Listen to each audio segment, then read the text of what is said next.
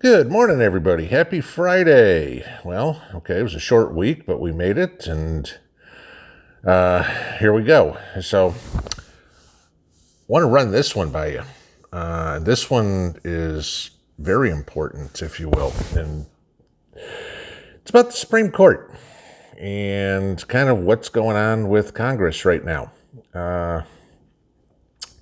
Now, we all know that there's a case coming up in the court here that the court has agreed to hear in the next session on abortion. And a lot of conservatives are hoping that maybe a little bit of Roe versus Wade, that however you want to take it, okay, will be fixed. Now, Roe versus Wade being it's what it is. You got to remember how many states and all are trying to take this further and further. You know, it's like we went from first term to second term to third term. Now you've got some states that are saying, I can't remember which one, but it's now illegal, or it's now legal to abort a baby up to a week after birth. What? Now, think about that one. That's not abortion. That's murder, okay? And y'all can say what you want about pre-birth, if you will, but that's still murder in my book too. But yeah. So, Congress and the Supreme Court. I want to give you this one now. Richard Blumenthal, if y'all don't know who he is, he's one of the biggest jackasses in the Senate, Democrat from Connecticut. And if you don't know who he is, remember, this is the guy who, kind of like John Kerry, you know, another good East Coast liberal, claimed all his heroism and everything that he did while he was in Vietnam, until it came out that he was never in Vietnam. Okay, so, you know, but hey, Connecticut keeps making this guy a senator, so, you know, he must have something going for him, you know, because lying must be a great career path if you come from Connecticut and want to be a politician, especially something that big. So, you know, you can imagine where Blumenthal ranks in my book. You know, he's lower than dog shit. But so now with the court coming up to hear on this latest case in regards to Roe,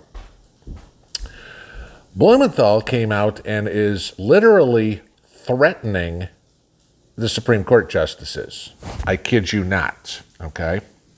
You know, Blumenthal is coming up and saying that if the Supreme Court justices don't do, if the conservative justices don't do what the liberal justices want, or what the liberal party wants, okay, and mind you, judges are supposed to be apolitical, okay, as he put it, if they do not vote with their liberal colleagues, the court may be fundamentally altered, okay?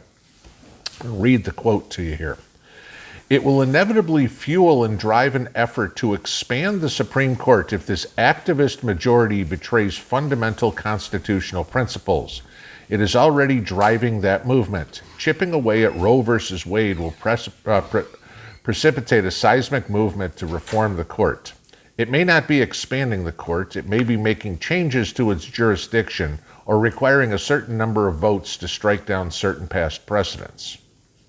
Now that is one branch of government deliberately and blatantly threatening another branch of government, which I hate to tell you guys, is against the Constitution. Okay, now, let me pick this apart for you for just a second. Where Blumenthal says the Supreme Court, the active majority, I hate to tell you this, dumbass, but the activists on the court have always been the liberals, okay? They're the ones that try to legislate from the bench. I don't care if it's the Supreme Court, the federal court, the district court, down to, you know, traffic court, okay? The liberals are the ones that try to legislate from the bench. The conservatives are the ones that follow the Constitution. Which kind of goes back to my next point, all right? The Constitution says exactly what it says, okay? It doesn't say you can change its jurisdiction. It doesn't say you can require a certain number of votes to strike down certain precedents, okay? You don't have that authority. not without an amendment, okay? You need to amend the Constitution to do what you're doing, Blumenthal. May I remind you this? You've been in Congress and in the Senate for a damn long time, and if I'm understanding, there was some law school, it was probably Cracker Jack Law School that gave you a degree, okay? But you're supposed to know a little bit more about constitutional law than me, considering you're a senator, okay? So there's a slight little problem there, dumbass. All right, but it got even better when crying Chuck Schumer decided to stick his 2 cents into this and declared in front of the Supreme Court, all right, get this, quote, "I want to tell you, Gorsuch, I want to tell you, Kavanaugh, you have released the whirlwind and you will pay the price." Is that not a threat to 2 sitting Supreme Court justices? Pay what price? Usually when somebody says pay the price, that pretty much means execution. I mean, what price are you going to pay? What, come on, Chuck, tell me, what price are they going to pay?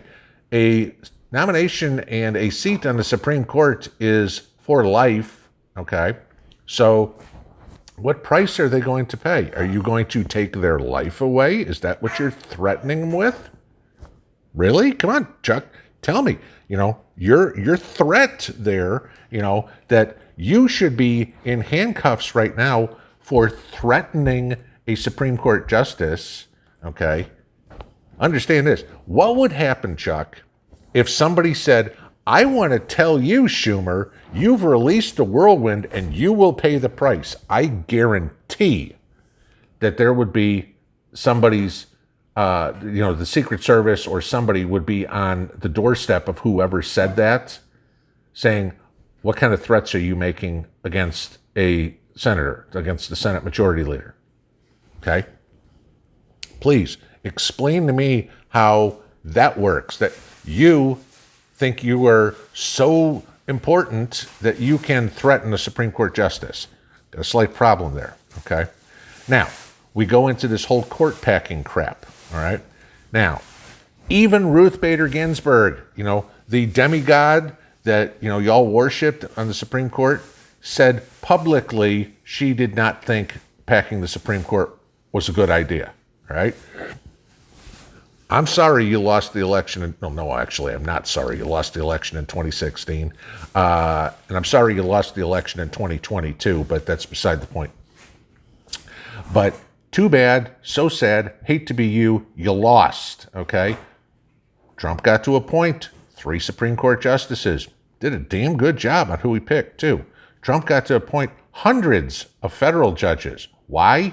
Because dumbass Barry figured, it's a lock and I'm too lazy to do it, so I'll just let Hillary do it when she comes in.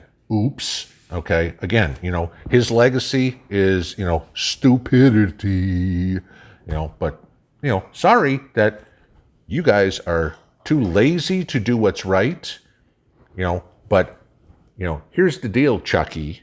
And here's the deal, Mr. Draft Dodger, Mr. Lie about his service, which pisses me off, okay? Nobody respects you. Nobody. None. Zero, okay? End of story. Go ahead and do this.